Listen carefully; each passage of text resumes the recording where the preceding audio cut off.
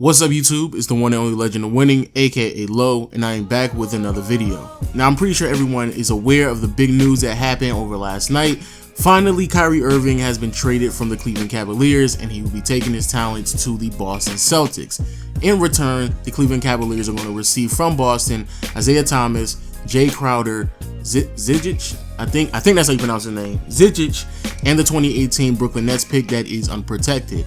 Now, a lot of people made their videos and claiming that the Boston Celtics or the Cleveland Cavaliers are clear winners out of this trade. However, after sleeping on it and thinking about it more and more, I honestly believe it's a split between both of the organizations. When it comes to the Cleveland Cavaliers, you can make the argument that Isaiah Thomas should be able to duplicate the same offensive productivity of Kyrie Irving over the last 2 years. They also added some depth on the perimeter with Jay Crowder, which is needed because there's a possibility that Richard Jefferson is going to be retiring.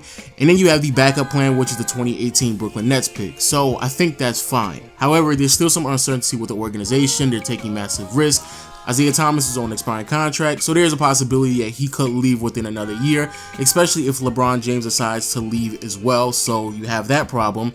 Jay Crowder, as good as a lot of people make him out to be, defensively, he doesn't play at an elite level, especially due to the fact that he's around 6'6", 6'5", and if you're anticipating for him to guard Kevin Durant, you're going to be in for a rude awakening. And then you have the 2018 Brooklyn Nets pick, which even though more than likely is going to be a pretty high draft pick, in this next upcoming draft class, if it's not one of the first 3 draft picks, more than likely it's not going to be as valuable as a lot of people expect it to be. And then on the other hand, you have the Boston Celtics. In my opinion, I think Kyrie Irving is a step up and an upgrade from Isaiah Thomas. However, even if you don't believe that or you think that they're somewhat even, Kyrie Irving is definitely more valuable. He's younger, he's on a longer contract, and he's not as a defensive liability as Isaiah Thomas is. Then you also have people questioning the idea of trading Jay Crowder.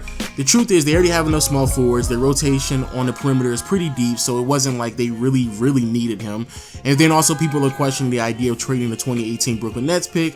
However, they still have the Lakers pick next year, which falls within between 2 and 5. And if it doesn't fall within the 2nd or 5th pick, then they also have the Sacramento Kings pick the season after that. So it's not that big of a deal either. But don't get me wrong, the Boston Celtics still lost some depth, and when you're trading 4 assets for 1 asset, it's definitely questionable unless that asset is a player of the magnitude of a Kevin Durant or LeBron James, and Kyrie Irving just isn't at that stage in his career yet. And speaking of Kyrie Irving, that actually transitions into who I believe is the biggest winner out of this transaction. Because like I said before, both teams basically broke even. However, when it comes to Kyrie Irving, I think he is the clear winner out of this trade and arguably the biggest winner of this entire offseason. Over the last several weeks now, people have been highly critical of Kyrie Irving's request to be traded from the Cleveland Cavaliers, despite the fact that none of us really and truly know the relationship between Kyrie Irving, Dan Gilbert, LeBron James, and because of the uncertainty of LeBron James staying or leaving, no one really knows the future of the Cleveland Cavaliers.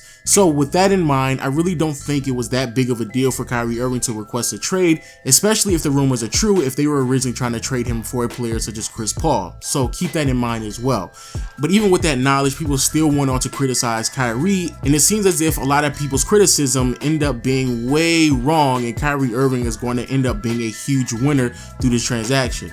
Many people criticize Kyrie Irving, claiming that if he wanted to be the best player or the man on a team, then more than likely he would have to be traded to an organization that doesn't have enough talent around him that's going to aid him in winning anytime soon. However, that didn't happen. He was traded to an organization in the Boston Celtics in which he's going to be the best player on the floor, along with the fact that he's going to be surrounded with a bunch of players who understand how to win, who are extremely selfish, and he's playing with another all-star with Gordon Hayward. Then you have many people make the argument that the way that Kyrie Irving plays may not be conducive of a winning format because of his inability to be successful in the beginning of his career. However, I honestly believe that's vastly unfair to Kyrie Irving due to the fact that he was extremely young, around 19 to 20 years old, dealing with injuries, and was on a team with a roster that was terrible.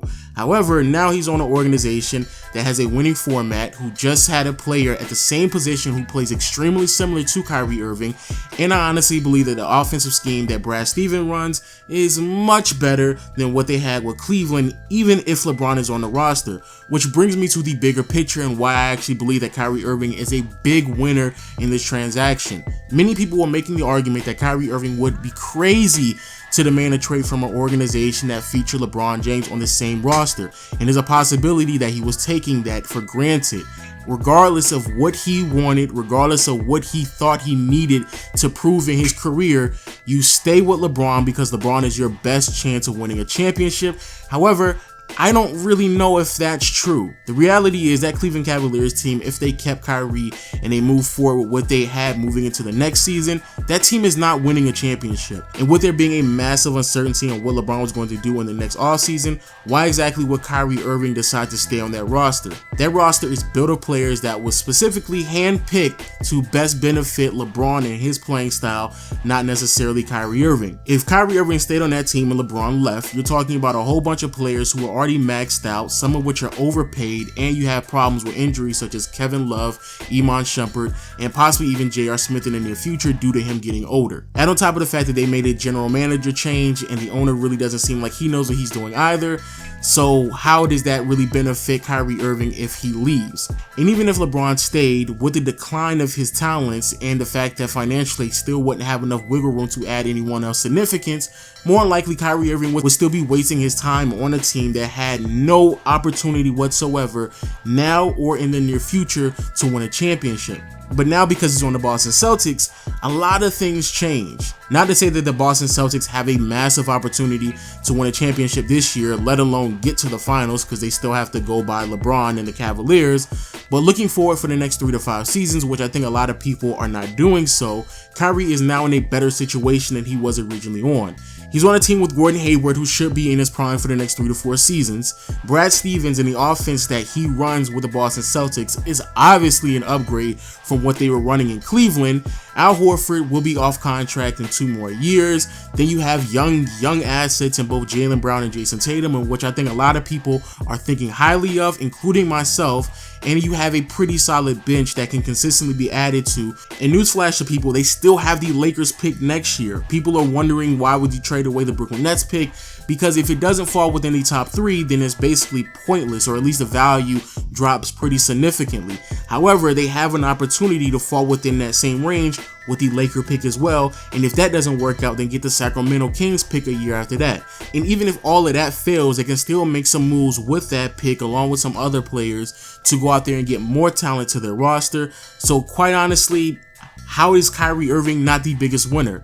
He went from being highly criticized because of his request to now being on a team that has the best odds of winning a championship in the near future due to the uncertainty in Cleveland, and who knows what's going on with Joel Embiid. Jabari Parker just got injured yet again, and as great as John Wall and the Washington Wizards are, and DeMar DeRozan and Kyle Lowry, as good as they are with the Toronto Raptors, realistically speaking, the only thing that I feel as if that's really guaranteed in the Eastern Conference is the Boston Celtics. So with that being said, I think Kyrie Irving is a massive winner out of this. He spoke out against a situation that he didn't want to be on, and he is rewarded with a situation that is highly favorable, regardless of it's for the next 2 to 3 years or the next 5 to 7.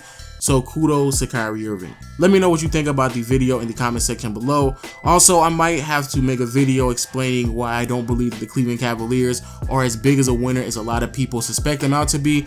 But with all that being said, people, I'll see you all later.